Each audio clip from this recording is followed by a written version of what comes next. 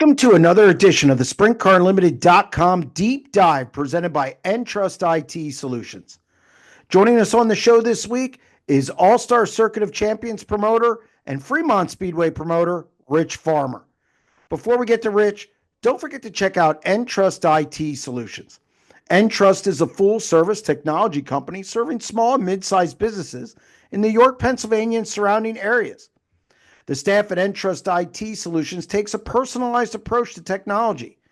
See why customers are choosing EnTrust IT Solutions as their technology partner by scheduling a free consultation at www.entrust-msp.com or by calling 717-292-8868. Now here's Rich.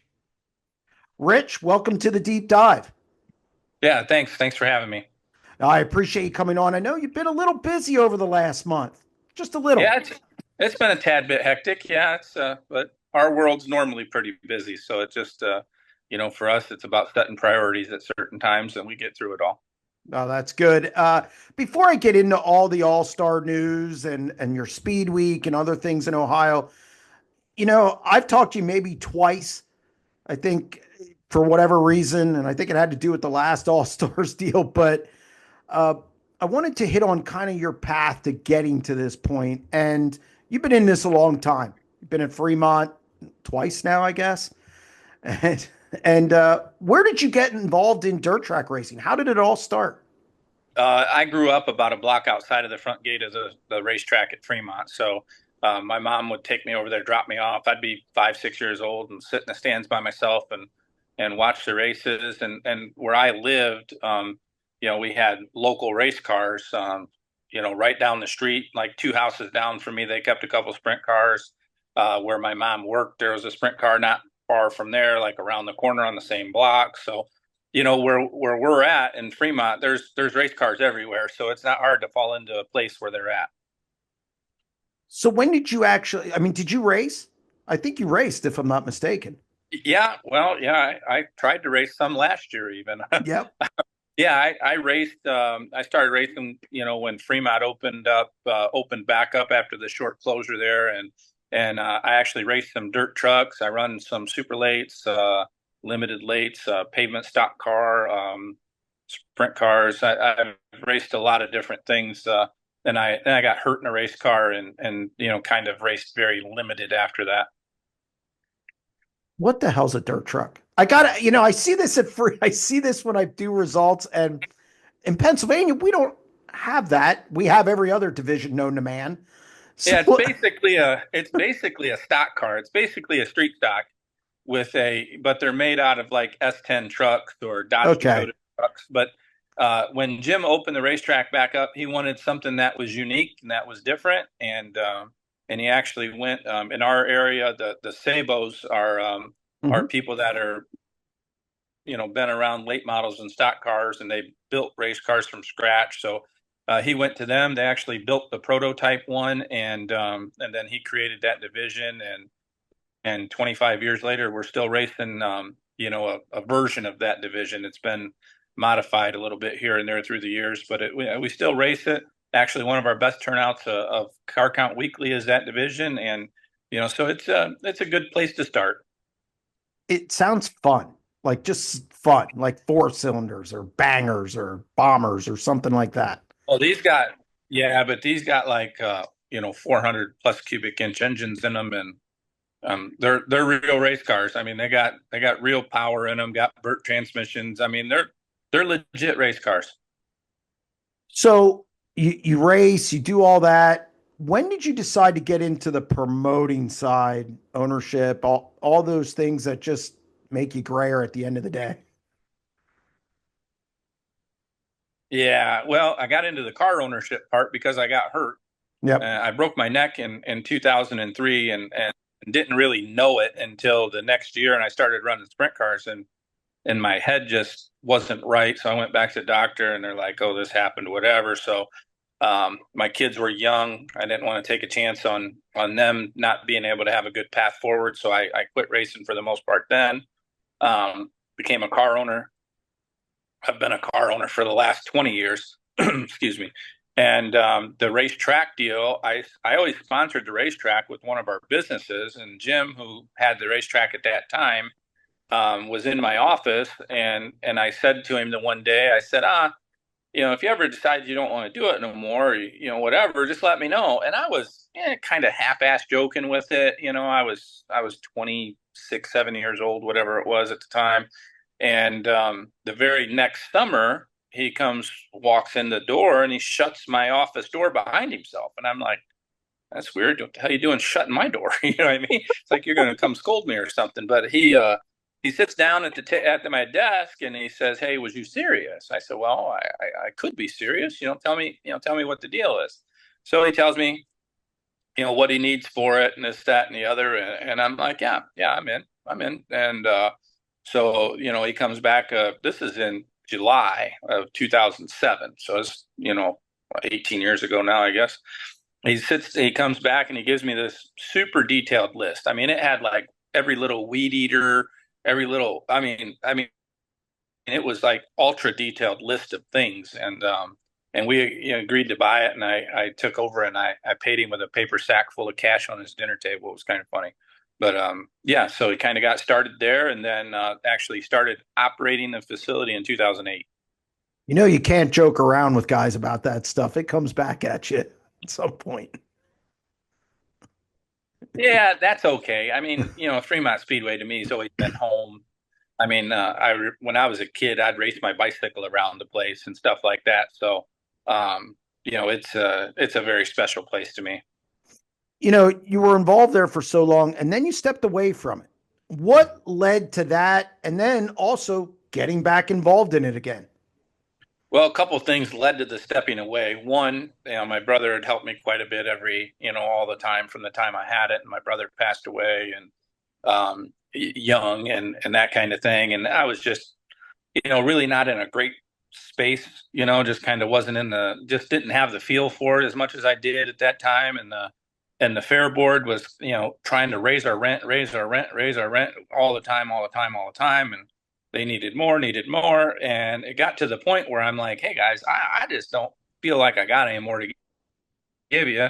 And so they actually purchased my assets, which were everything you would need to make it a racetrack. The only thing they technically owned before, was the ground and some of the seating. I mean, we owned all the fencing, all the lighting, all the everything else. And so they bought all that from me, and they ran it for 4 years, I think it was. And the last year they were there, they asked me to be their consultant basically, and kind of, try to find a path to get it better because it was not doing well.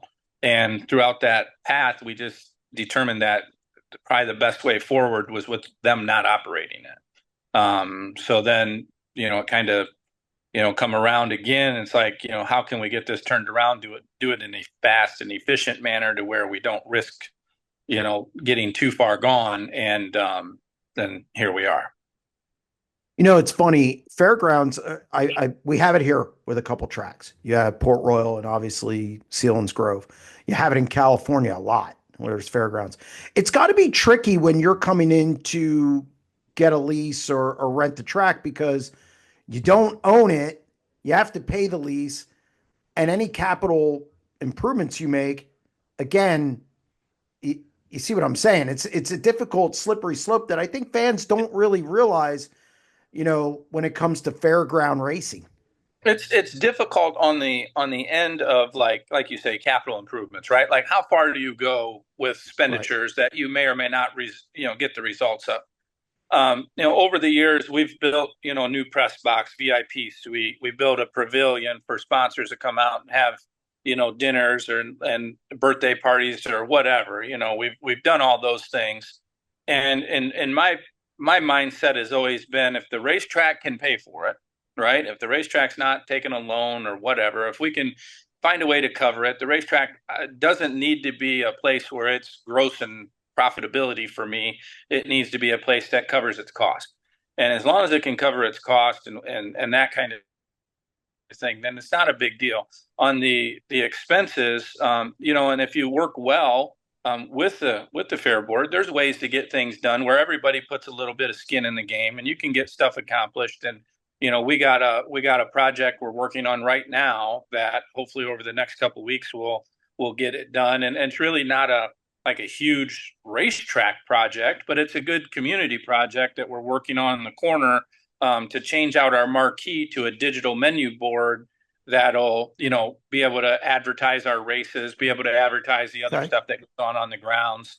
Because right now we got an old smack letter marquee, and they just put up their races, and then like if there's races on like the 1st, the 7th, the 14th, they put 1, 7, 14. So it very, very generic, right? So Yep. We're working with the county commissioners, with the fair board itself, and with us. And hopefully over the next couple months we'll have get that project going, and we all got some skin in it. So that's an improvement. And ultimately, whether I'm there 5 years, 15 years, 20 years, 2 years, whatever, I want the best that there can be for Fremont Speedway. It's you have businesses outside of Fremont or Speedway, outside of Fremont Speedway. I think 9 of them when I was. I mean, we have a lot of different stuff. Yes, we do a lot of different things. You're a busy guy. We're definitely busy. That being said, compare, I always say, real world business to racing business, because it is different. It's the same but different. So when I first started, I would say, yeah, it was light years different, right? Anybody that goes from wearing a helmet and a fire suit to becoming a promoter, they're going to have a real life lesson ahead of them. Because everything that you think you can do as a racer, and everything that you want as a racer, the reality is when you're a promoter, those things aren't quite available. Those things just don't work the same. When it comes to business, whether it's the promoter business or any other business, I have a theory on businesses. Now, in the last 30 years, we've owned 40 different businesses, thereabouts, 35, 40 different businesses that we've bought, whether out of bankruptcy, estates, this, that, or the other, and take them, reconstruct them, make them great, or profitable and on the right path, and then we sell them. And that's a part of how we've been able to pay for our toys and live, and everything like that is not necessarily all from our day-to-day business. But every business has really, it has either three ways they function, right? You either got inventory, service, or inventory and service, and that's it. There's not a whole hell of a lot else to business, right? Pay the bills, make sure you don't spend more than you bring in, and everything works pretty good. You do have a little bit of, you can call it politics, but it's really just characters, right? And it's no different than if you have a workplace with 50 employees, you got 50 different characters there too. So I don't feel like the racing business is a whole lot different than many other businesses, but it definitely has its unique challenges. Now, you're a passionate guy, and I know you're a go-getter to get stuff done. And sometimes relationships can be tough, from promoter to promoter, driver to promoter, driver to crew chief. You've experienced it all. And I've heard you're shrewd is the word. Has it been tough sometimes dealing with so many personalities, and then maybe you get labeled or everything because you're a promoter? Let's face it, that I see it here in central Pennsylvania. How do you kind of deal with all that, especially in the age of social media? You deal with it by doing the best you can for everybody involved, right? That's the number one mission, is you got to do what's best for the group, right? For the majority of those involved and those that are affected. And yeah, you're going to have people that get upset. The people that get upset are probably not getting what they feel is best for them.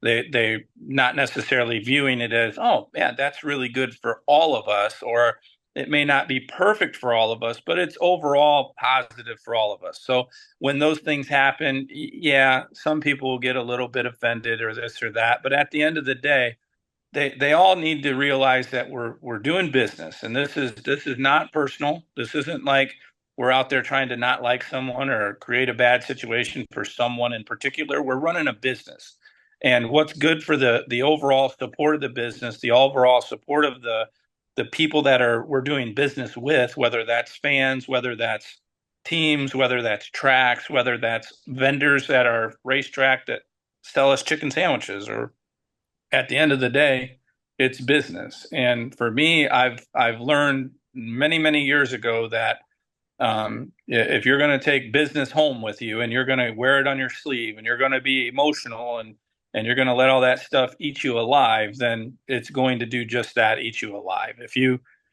come to work every day and you do the best job you can for everybody involved and leave it as a positive, then it's just going to work.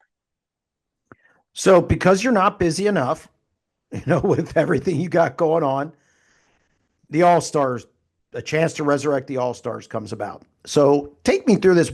How did this even get started? How did this even get brought up? Did you call Brad? Did Brad call you? Was it just something? How did this end up that you're getting involved with running the All Stars? We were just having a casual conversation. Brad and I were about booking a high limit race more than anything. And then it just kind of, the conversation just kind of led into this. And it's like, it was one of those things where for me, as not only a car owner, but as a promoter, it's kind of the All-Star program is really, I feel, two-stepped when it comes to me because of my multiple roles. From the car owner side, when we had the All-Star program in Ohio and the area in the past, if your cars could go out and run top 10, you run top 10 at a local race, it's, $450 or something like that, $500 at the most to run 10th, right? If you run an all-star show and run 10th, it's $1,000. Now you multiply that between Fremont, Attica, Sharon, the local racetracks. Now we get to run for that money 6-8 times a year, right? So now we just put an extra $4,000 into and that's just if we run 10th every night. You put an extra $4,000 into your program. That's substantial when it comes to running a weekly race car. That's a fair amount of money when you consider how many of us car owners are sharing in that extra money, right? Then if you take the car owner hat off, put the promoter hat on, I can run special events. Don't get me wrong. And do they have to have a sanctioning body? Not necessarily, but I can tell you that those events with the sanctioning body, you're more than casual fan, or your people that run select events and they want to go when they think the better event is going to be. It better have some good branding to it, or to the general casual person, it's just another show. So the racetracks, over the years have lost some significant income because of that, which, then that slows the process of raising purses. It slows the process of, trying to have those improvements you talked about and those sorts of things. So, when I looked at the whole thing and was talking with Brad on like, how could we do it? Where could it go? We kind of put some stuff together that makes good sense. Put some stuff together that makes it secured to where it's got a nice footprint. We know where we're going to be, and that kind of thing to keep it in line, to where it doesn't become this, we don't want to be a national program by any means. So we got everything in what we feel is a happy place. And, now it's just all about trying to make it better for regional sprint car racing and making it to where those teams that are running local, that want to get to the national level, they have that halfway place to get there, right? They can get somewhat used to travel. They can get somewhat used to, working on a car in a parking lot. They can get used to those things. Likewise, the guys that maybe no longer have the funding, maybe they lost their title sponsor for their national program and they want to come back and they don't want to just sit on the porch, but they want to, run around a little bit. This will provide them the same opportunity to do that as well. So you decide to kind of take this. First off, how much involvement does High Limit and FloRacing have? I know there's been reports, purses, whatever, but how much? I know you're running track and it's, you have control, but how involved are High Limit and FloRacing other than the streaming rights? There is none. We've take this, we put our own schedule together, we do our own stuff, we build our own program, we do have some agreements with everybody, like, we're not going to race against them within their region. We're not, some stuff that makes sense, right? Just some, really common sense stuff that makes some sense. But the picture that Flo's paying purses and this and that, that's not true. Flo's involved. Flo's a streaming partner. Flo is making a contribution to our points fund. But aside from that, they're a good working relationship, and we're just trying to, have the venues and have the ways to get to get everything out. That way we can be successful, teams can be successful, racetracks can be successful, and build a nice regional program that makes all of that happen. Now, a year ago, Fast was involved. I've heard there's been all kinds of stuff about Ohio. I don't think it was like, I don't know, it was like Ohio State played Michigan. That's how much drama there was over the last month, 2 months about everything in Ohio. And I know Fast, and you had other people looking at Speedweek. And I think you've been kind of thrown at okay, what's your motivation? What is your motivation for the All Stars? I know you and I have texted a little bit. What's your motivation for this thing? My motivation's very, very simple, is to restore the regional part that provides them guys the opportunity to go to the next level or come back from where they were. That is the sole motivation. You mentioned, the Fast deal, the Speedweek deal, the dynamics behind all that, and yeah, there's dynamics. And if I don't dislike Aaron. Him and I have been friends for many years, actually, and sometimes business gets in a place that puts some tension on some friendships. But I offered him 50% ownership in what I'm doing, out of the box, to kind of, just to do this in a way, and he chose his path, and here we are. So it is what it is on that. But as far as to make the program what it needs to be, get it back where it needs to be, we need to be able to have a foundation that can provide the teams what it takes to continue to go back and forth. Yeah, so ultimately we just want to make sprint car racing as good as it can be in our region, and hopefully we're going to be able to do that. What has been the most difficult thing during this whole process? Because I've always equated this to, if you sit out of the NFL for a year, man, you're really playing catch up. The All Stars has been dormant for a year, so it's difficult kind of to catch up. What's been the most difficult thing for you during this whole process? I would say honestly, I hate to sound this way, but I don't think any of it's like overly difficult, other than making the time to do it. I mean, it's we're very fortunate. We have a series brand that is the oldest in wing sprint car racing. It's been around since 1970. It's had a break before. Early on, there was this period where it's happened very early on, but it has happened, right? And every sprint car series has had its challenges over the years, and so on and so forth, whether it's competition, whether it's national crises, fuel crises, COVID crises, whatever. Our biggest challenge is just getting everything up and running, getting everything going. We're working on building websites, we're rebuilding social medias, we're doing all those things, and those things aren't my specialty per se. But fortunately, because of the size of our company and everything that we have a lot of good people behind us that work for us in a lot of different capacities. Some of them are full-time people, some of them are part-time people.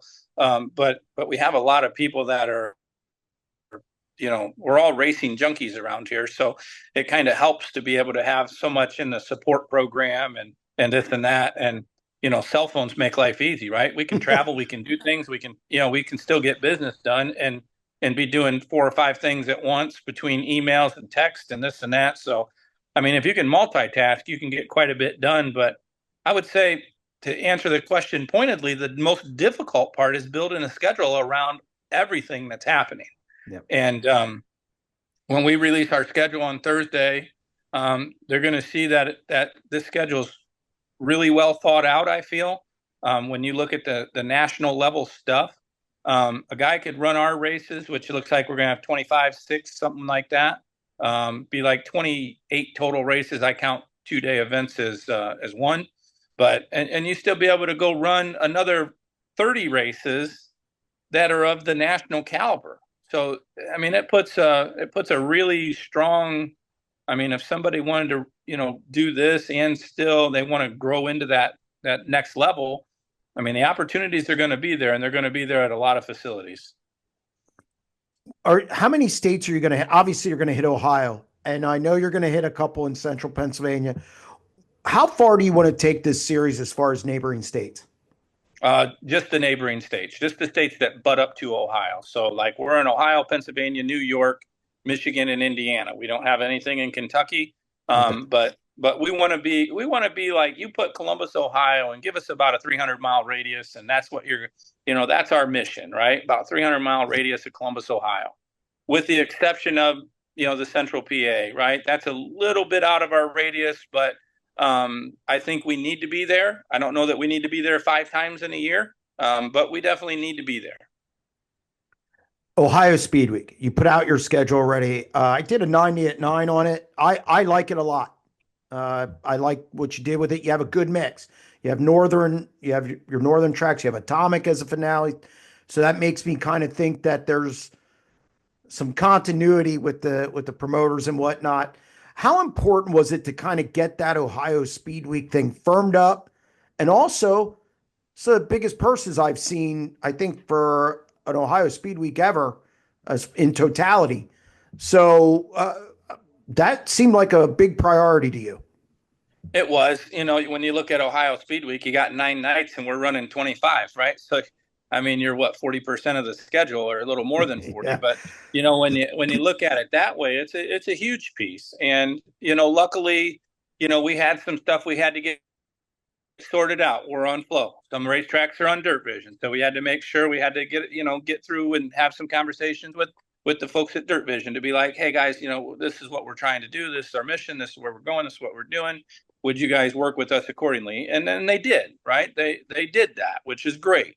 We need those everybody to make it work and not have these lines in the sand and that sort of thing. So once we cleared a couple of those hurdles, we became in good shape. And what's nice is when you look at that schedule, you got the iconic Eldora Speedway, right? I mean, everybody, Yeah. that is cool. And having conversation with those guys, history says that this show at Eldora doesn't necessarily turn a profit. That place is very expensive to turn the lights on and to get everything there because of what it's designed to be. And so, had a nice conversation with Levi and them guys, and Eldora's unique position is, like, for a local team like ours or many others, we don't get to go there unless it's a big time event, right? So we don't get laps. We don't get to, so it's kind of discouraging to want to go to those big shows because in this sport, qualifying's everything. If we can't go there and lay it down, then you struggle. So we're hoping that this event allows for our teams of the all-star teams plus our local teams that can come out, get some time there, have some confidence to come back, run the Kings Royal, and get a chance to put that thing in the show and do well. And likewise, for their early event in May, our guys will be available. Our local guys will also be available, so they can go there, get another opportunity, even though that's on the national one. But if you can go there and get good, get some laps, come back in Speed Week, get better, come Kings Royal, you might have a shot at running well and being respectful. So that was a key piece to me. And then you got every racetrack's got its own unique something, right? Wayne County's got a storied history with the All Stars. Attica has a storied history with the All Stars. Fremont does as well. Millstream was one of the original Speedweek events. Yep. When Speedweek was created in '83. So that's a good one. Waynesfield, there's probably not a more racy joint on the schedule when the track's lit up, and that thing, you can go there and run sub 10-second laps in a sprint car. So that's crazy fact. I'm excited for Moeller. I know many people haven't been to Moeller. Moeller's down there in Williamsburg, just outside of Cincinnati. I actually rented Moeller some years ago, and rented it and ran a race with Aaron's Boss Series down there. We ended up rained out, but that place could run 4 wide and non-wing cars on a quarter mile. So it's a pretty racy joint. And working with Charlie at Atomic again, him and I had differences over the years over just stupid piddly stuff, in my opinion.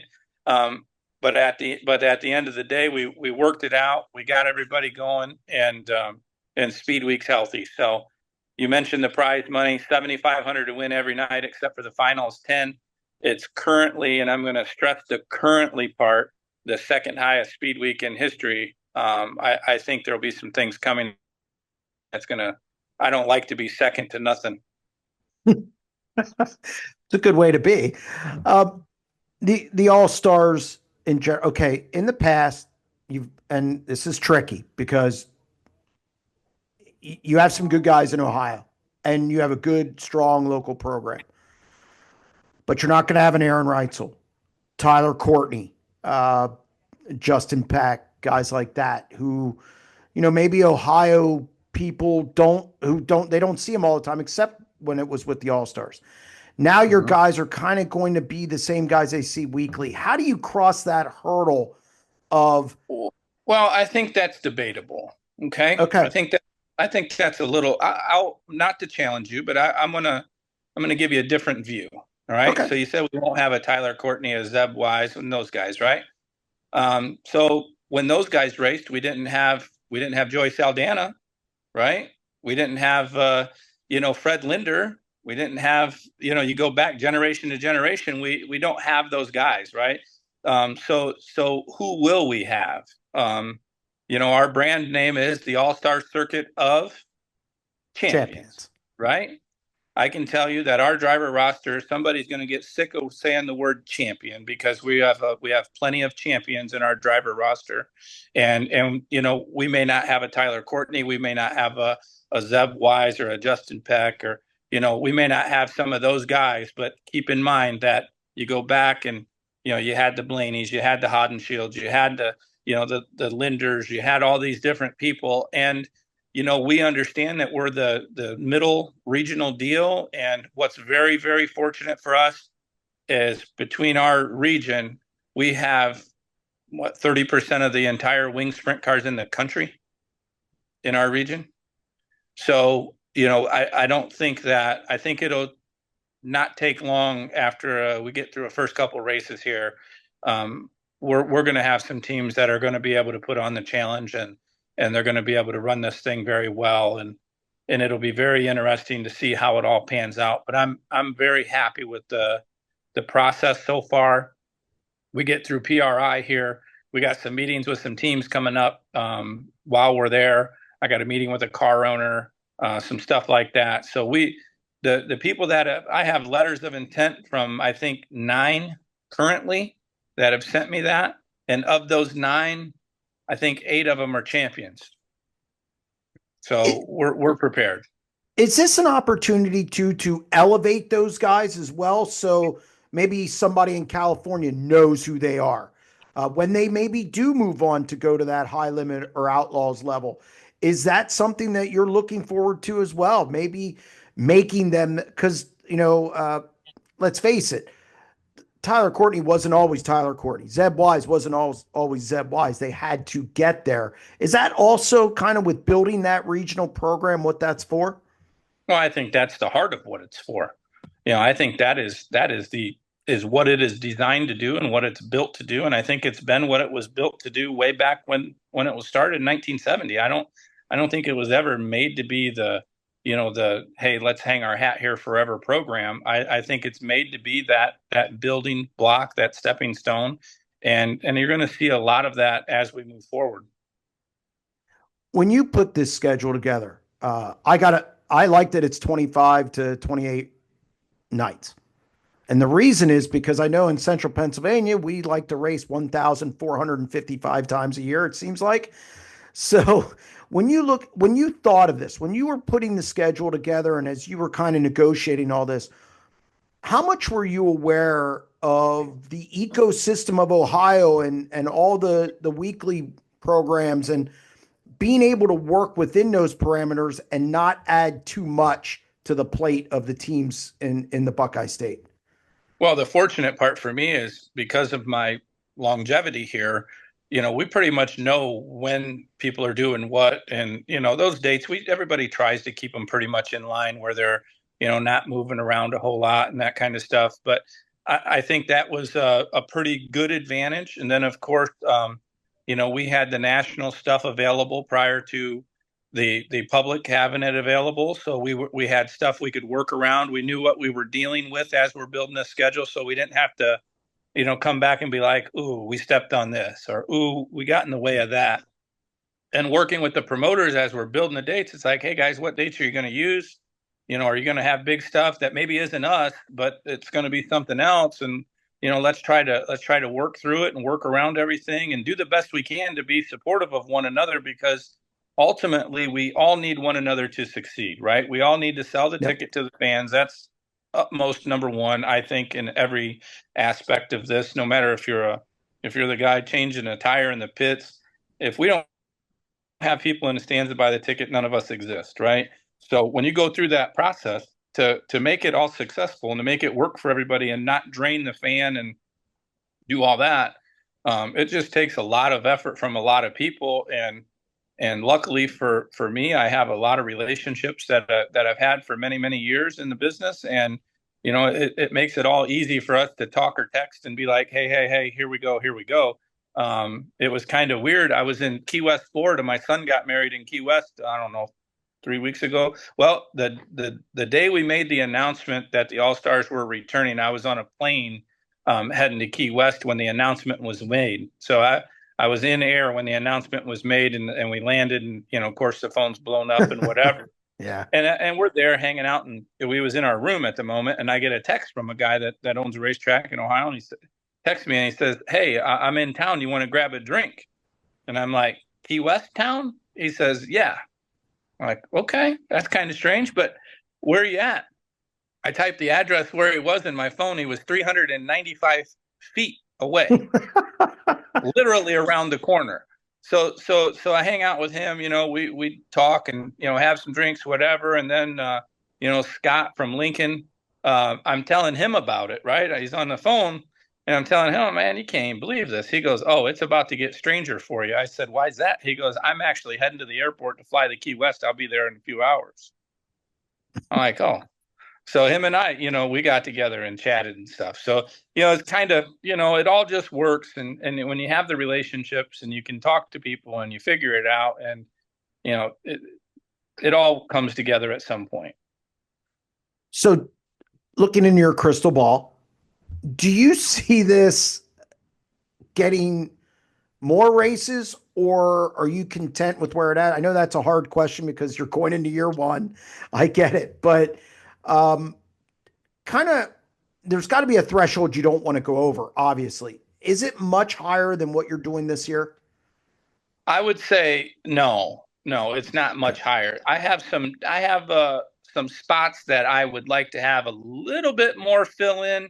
Our April, we'd like to have a little bit more fill in, but unfortunately in Ohio, Well, there's yeah. no places in April. So we either need to be out in Pennsylvania where you guys start racing right after Christmas, or or we need to find something in the South or something. But I don't know that we want to do that. A lot of that's probably going to be dictated by once we have our roster together, which in the coming weeks, I plan to have a meeting with our teams and kind of go over some things like format. What do we want to do with format? That's something I haven't spent 2 minutes on, right? So I don't know where I want to be with that, but something like that, and then kind of figure out, hey, what works good for everybody? Do we think we need this?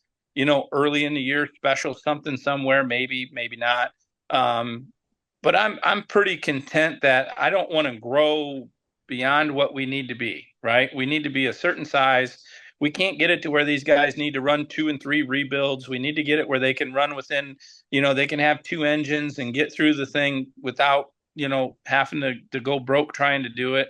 And give them the opportunities to where they can, as this growing series, we need to get this to where they can go and run a high limit race, a World of Outlaw race, those kind of things, and get them to where they're ready for that next stage. or if they're coming back, they can still go show a guy, hey, I'm capable of competing on the national level, but we're just more regional now. So I think the race schedule, I'm pretty happy with it. I think we can tweak it a little bit, but I don't see us making grandstand changes. How important is it? Look, I've seen car owners and drivers get into promoting roles and it didn't go well. How important was it for you to also have the business sense, the car owner sense, the drivers, all of that together to kind of make Fremont successful, make this venture successful? How much does that aided you that you've kind of had the business side to make that driver slash car owner part make sense? I would hate to have done it without it. I mean, Might I not would be in it. Yeah, I would have hate to have done it without it. I can only relate it back to, years ago when I was young and got the racetrack originally. I honestly, I thought I bought my own playground and we were just going to go and have fun. And my God, I could show you how we pissed away a lot of money doing that. And it was still fun, but my God, to do those things and the way we've been able to do it now, age brings you wisdom, brings you experience, brings you everything you need to get the job done. And then does give you a better perspective of, what it costs to race, what the racetrack needs, right? We know that the racetrack needs, like our purse structure is actually broken down and sent to the tracks in a spreadsheet that shows them how many tickets they need to sell and this Okay. and that, right? So we're able to present it to a racetrack in a manner that they can relate to, right? They can look at it and be like, oh, okay, this is what I need to sell. We got it broken down by ticket cost, got it broken down by purse structure, got a 3-layer purse structure that shows, hey, if you do this, this happens, this happens. Then it kind of lays it out for them, right? In a language that they understand. They understand a ticket sales language. Their world works in a ticket sales language. So we was able to do that. So I think overall having the background in the car owner role and the business role and owning a speedway, it's been very beneficial for us.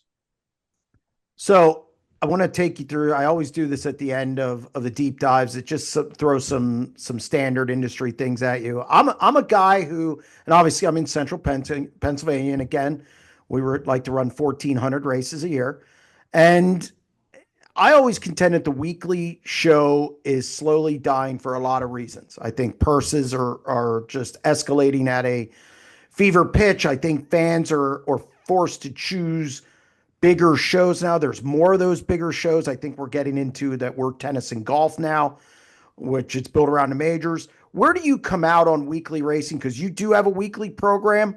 Do you see this thing being tough to sustain from a strictly 410 sprint car division? Let's take the series aside. Let's take Yep. all of that aside, right? And let's just consider that the weekly sport, the weekly part that you're discussing. I think long term, I think you're going to see weekly programs with a facelift.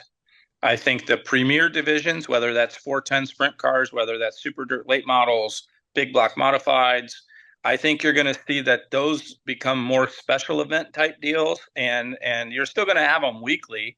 They're just not going to be in the same gate every week, right? You're going to have them spread out in a region weekly, because we have so many racetracks that all want to do certain things. I think it would overall, my opinion, I think it's going to be healthier to do that. Racetracks can't afford the burden of running a $18,000 purse every week. And in central Pennsylvania, I mean, I admire them guys. I've seen those purses. I've seen the new purses of Selinsgrove and stuff like that. And I'm sitting there thinking, I wish we didn't have Cedar Point, Lake Erie, and all the other things around us. And I don't know if it's just central Pennsylvania that's the thing to do, is to go to the races. That there's not a lot of other stuff, that is entertainment like what we have over here with the Lake Erie Islands and all the parks and all that junk. But I think overall, long term, weekly Premier Division weekly racing is probably going to restructure, and you can see it's already happening. You look at Hobstadt, right, down there at Tommy's place in southern Indiana. He was a weekly facility. He's now a special events facility. I don't think that's a bad thing. I think it's a functional thing.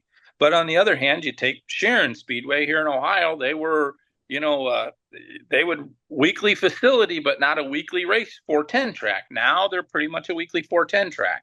They took a couple weekends off a little bit for neighboring reasons, but they're back. They're going the opposite way.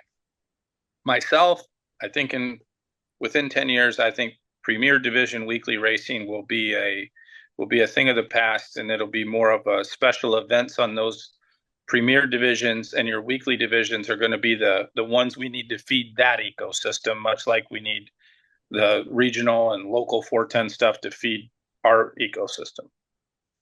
I think what we do here is I did a 90 at 9 a day. There we have 35 to 40 $10,000 to win or more shows. I think the weekly show doesn't do well here. I'm there and the stands are, sparse some nights. And I think we just have so many big events here that we make up for it. When you say they're sparse, Yeah. sparse in comparison to what you're accustomed to seeing at a big event, because some of them facilities seat I mean, like I've been to Eldora for some Yes. races, and it's like, wow, okay, it looks eerily wrong, but it's still, when you really look at it, it's still a great crowd for what's happening, right? Like I've been there for a 360 race before, and there's probably 7,000 people there, but it looks kind of empty because it holds 28,000, right? It's like, okay. But when it comes to that, you got to take that into consideration. The size of the grandstand, that sort of thing, I think is, real easy to make it look something else. Yeah, I mean the Lincoln and Selinsgrove don't seat a ton. Port Royal and Williams Grove are the ones that seat a lot. Williams Grove's like 8,000 some, and you can got the infield, you can get up to 10 and change. Port Royal, I think, is 6,000, 6,500 across the front stretch, something like that. And so, but when they're sparse here, we're still talking. Because I can count them, and when I was at the newspaper, they kind of taught us how to do that. But I just think we have so many big shows that when we have big shows, we kill it. Well, and if you talk to Mr. McCoy out at Knoxville, Yep. John and I have been friends for many, many years, and he'll tell you the same thing. I mean, the Knoxville Nationals is what carries their weekly. I asked him, I'm like, how do you guys do this? And man, it's the Nationals. And unfortunately, not every place can do that show, right? They don't have the seating. You go to, like us at Fremont, we can see maxed out about 4,200, right? That's it. And 4,200, when you have a show on the capacity of the National Open, the Kings Royal, the Knoxville Nationals, any of them major big events, you can do that show, or they can do that show, I should say. They can still keep the ticket price at a very reasonable ticket price for the event, right? For what the event pays, because they got the size of the facility to pack the people into. Right. They got the concessions that's capable of keeping up with that volume. They're built for it. Where a facility like many of us in the short track world, we're just not built to be able to do that. So, yeah, there's probably some validity to all that. When High Limit started or said they were going to go national series, I've always believed that both series could coexist. I think the series are two national series with different kind of, they're two different things. Are you in kind of, there's a lot of people who think it can't happen, that they're going to have to, merge at some point. Are you in my camp where I think they can coexist, or do you think at some point they're going to have to merge? I think what will end up happening, there's two ways you can look at it. The biggest thing is we only got less than 500 410 sprint cars in the United States. And we only have so many racetracks where you can go and sell that show and get enough people there to cover the cost of it and to make it a successful event for everyone. The World of Outlaws have the experience, right? They've gone out, they've done all that. The High Limit guys I believe they still have the experience because of who they are at the top level, like the people involved. They still have the experience. They've done this. They've studied it. They didn't just jump off a cliff one day and go at it. They've put their efforts in. I think the two can exist. I don't know that forever that you would want for everybody to exist, because ultimately when you got two, it kind of splits some things. But I think that they can do it. It's just everybody's going to have to figure out their little niches, right? I mean, I'm in the auto parts business, and I own Napa Auto Parts stores, and every community that we're in, there's an Advance, there's an O'Reilly's, there's an AutoZone at a minimum, right? And then there's, in some markets we have even more, and we all coexist because we have what our niche is. We have our place that does certain things, and we're like in 80% wholesale business, so we're really good with wholesale customers, where other stores are the complete opposite and are really good with retail customer. I think it's just going to depend on how everybody can coexist. And I think if you look at schedules this year, they're very receptive to the big stage, to making sure that there's not disruptions in that. They know they need to work together. I think there is some working together. It's not as polarized as it was last year. But a pointed answer, I would say they can. I just don't know that they will. It's hard to say. Time will tell. Rules. We're seeing now some different rules. You guys, I think, had the 3-inch deal last year with the wicker bill. How did that work out? Or do you think it needs to be uniform across the board as far as rules? Or as long as it doesn't get too expensive, can you see variances? I think the overall rules need to be somewhat in line, right? Within reason. The wicker bill, keep in mind, a wicker bill costs you like $2 in a piece of aluminum, right?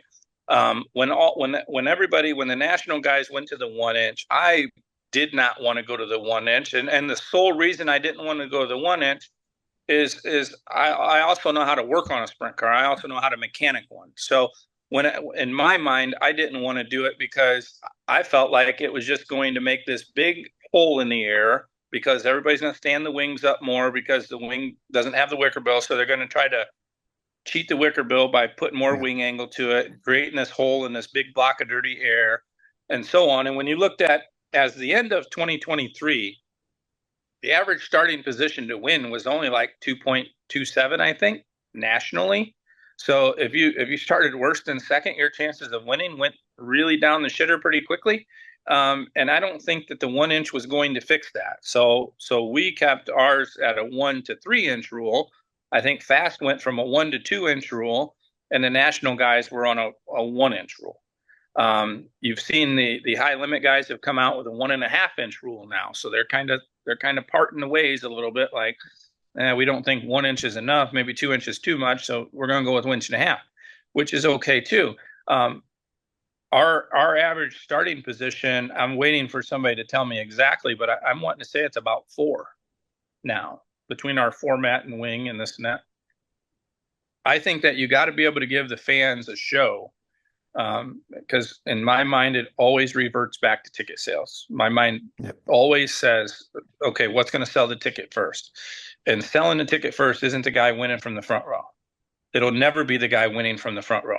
I know the formats are designed in a manner that they feel that they're going to get the best advantage to get all of their guys in the show as the traveling deal, right? And that is when you put on the traveling event, no different than like with our All-Star program, we need our guys to be in the show because that is what the people theoretically bought the ticket, right? But also we need to give them a show. We need to give them a legit show. We need to give them a great race. We need to give them something that's quality, that doesn't necessarily have the rabbit leading the race or not leading it, but winning it. So it gets very tough, right? Parity is probably on top of where it's ever been as far as, cars and teams and that kind of stuff. I think the cars are paired up probably more than ever. So that makes all of that a challenge. But rules, I think, we need to be in line as much as we possibly can, but having some stuff out over here, experimenting, if you will. If everybody run the exact same rule and everybody got the exact same results, we would never try something different because this is what everybody's doing. Well, every now and then you got to try something different to see if there is a better path forward. Just a couple more things. Is it more difficult now to appease fans than it ever has? I think this device that I'm holding while I'm doing your show is just a smartphone, right? But I think that Yeah. the advent of this phone, of this type of phone, I think it's difficult to get anybody's attention for a lengthy amount of time, right? You want to answer to something, you type it in Google. You want to talk to somebody, you text, type, whatever, and you get to communicate with somebody instantly, instantly, instantly. So over time, everybody's patience has become less and less and less, right? So you can get all the information you want, gather it in a short amount of time. I think that there is also, you can look back. People don't love the car like they used to. I know that sounds kind of petty, but No, they don't. but back in the day, people thoroughly enjoyed an automobile, right? They were like passionate about cars and that kind of stuff, and you don't have as much of that. You don't have as many mechanically minded people as you once did. You basically forced a generation off to a different type of life through college and this and that. I think the skilled trades and all that are starting to roll back down and becoming a little bit more there. But I think there's a lot of stuff that leads to it, and ultimately everybody involved, whether that's a person that has a race team, a driver, a racetrack, anybody that's in the sport, they just need to try to do what they can to introduce people to it and bring them out to an event. How long are you going to do this? How long are you going to stay involved? I mean, Fremont, the All Stars, I mean, 9 businesses. You got a lot of irons in the fire. How long do you plan to still be in sprint car racing at this capacity? Well, they haven't created rehab yet.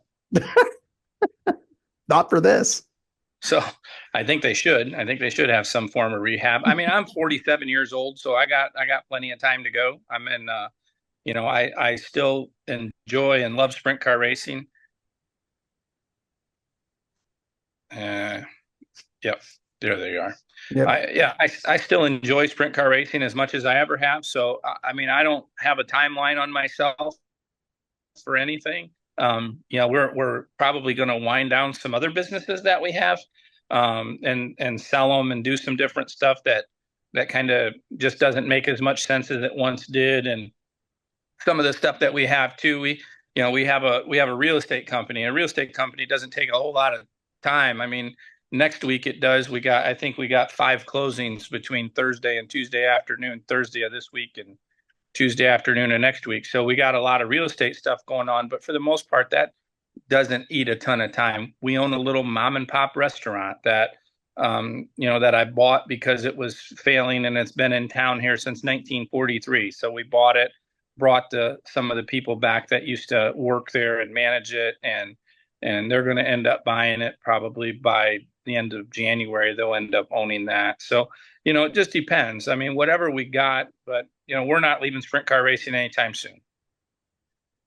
Well, Rich, I want to thank you for taking time out to talk about the All Stars, talk about kind of your life in dirt track racing, especially when I know you're busy and you got PRI and all kinds of meetings going on. So again, thank you very much for joining the deep dive. Yeah, absolutely. Thanks for having me. That's going to wrap up this edition of the SprintCarLimited.com deep dive presented by EnTrust IT Solutions. A big thank you to Rich Farmer for joining us on the show. A lot of good information there. Don't forget to hit the subscribe button on our YouTube channel and also check out our daily exclusive content at www.sprintcarlimited.com. We'll be back next week with another edition of the Deep Dive.